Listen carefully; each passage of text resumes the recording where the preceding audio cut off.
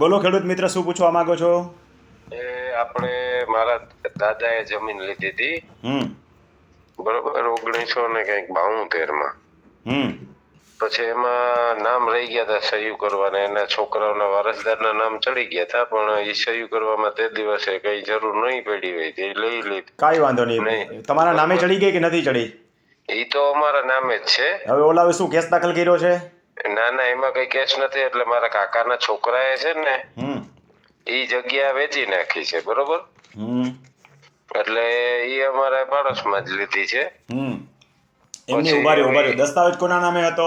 તમારા બાપુજીના નામે? દસ્તાવેજ મારા કાકાના નામે હતા. અને કાકાના નામે હતો તો બાપુજીનો કઈ હક જ નથી લાગુ પડતો.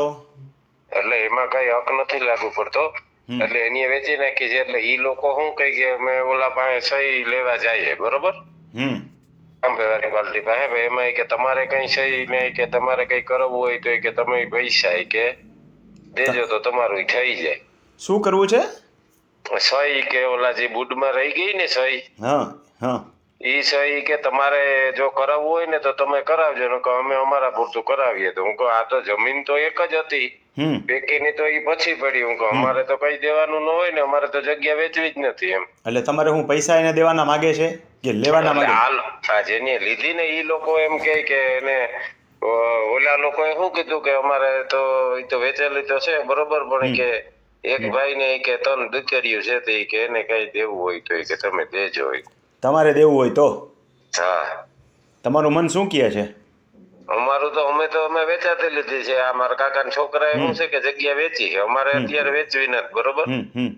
એટલે ઈ આ સહી કરાવે તો એમાં બેયનું થઈ જાય ને ભેગું. એમ જગ્યા તો એક જ છે. કાયદા અનુસાર જવાબ આપવું તો બેયનું ના થાય, એનું એકનું થાય. કારણ કે સહી કરાવશે એટલે એના એકના કાગળમાં કરાવશે, પણ તમારું ઓટોમેટિક થઈ જાય. કેવી રીતે થઈ જાય કે એનો વેચા પછીનો ભાગ પડ્યો છે. જો એને વેચા પછીના ભાગમાં સહમતિ હોય તો બીજા ભાગમાં સહમતિ હોય એવું આપોઆપ માની લેવામાં આવે. એ કદાચ કોર્ટમાં જઈને દાવો કરે તો પણ તમારું સ્ટેન્ડ મજબૂત થઈ જાય. ઓટોમેટિક નથી થઈ જતું. આને સાયોગિક પુરાવા કહેવાય. બરોબર. સાયોગિક પુરાવાની દ્રષ્ટિએ થઈ જાય. બરોબર. એ પૂછવાનું હતું. હા. એમાં કઈ અમને તો નડે નહીં ને, અમે કઈ ન કરાવીએ તો અમારે તો રાખવાની છે. કાયદામાં આવી કઈ જોગવાઈ નથી, પણ માણસો અત્યારે કપડાં બહુ કાઢે છે ને, એટલે બધી વકીલો વારસદારોની સહીઓ કરાવે છે. બાકી કાયદામાં ક્યાંય એવું નથી લખ્યું બધા વારસદારને પૂછવા જવું પડે એવું.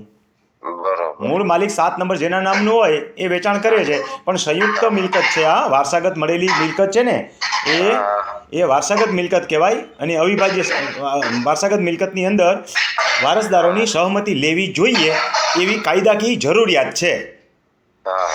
એટલે તમારે કશું કરવાની જરૂર નથી. એક કરાવશે તો ઓટોમેટિકલી સહમતિ તમારી મળી ગઈ એવું તમે કાયદાની દ્રષ્ટિએ પુરવાર કરી શકશો.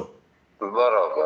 ભલે તમારે ઉપાધિ કરવા જેવું નથી કાંઈ. ભલે મેં કાયદાકીય જવાબ આપ્યો શોર્ટમાં એટલો કે જે એ કરાવી લે એટલે ઘણું. ભલે. ધન્યવાદ. ખેડૂત મિત્રો, અત્યારે માણસોની નીતિમત્તાઓ ડાઉન થતી જાય છે, એટલે આવું બધું કરવું પડે છે. અગાઉ ક્યાંય આ રીતે વારસદારોની સહમતિ કરાવતા ન હતા. અરે ભાઈઓના ભાગ જતા કરતા ને એ પણ મૌખિક રીતે થતા. એવી પણ નોંધો તમને 80ના દાયકાની પહેલાં જોવા મળશે. પણ કળિયુગ છે ને, એ ભલે એમ કહીએ કે 4 લાખ વર્ષ પહેલાં હતો, વાસ્તવમાં કળિયુગ છે ને આ છેલ્લા 40 વર્ષથી બેઠો છે. ખૂબ ખૂબ આભાર. ધન્યવાદ. એની પહેલાં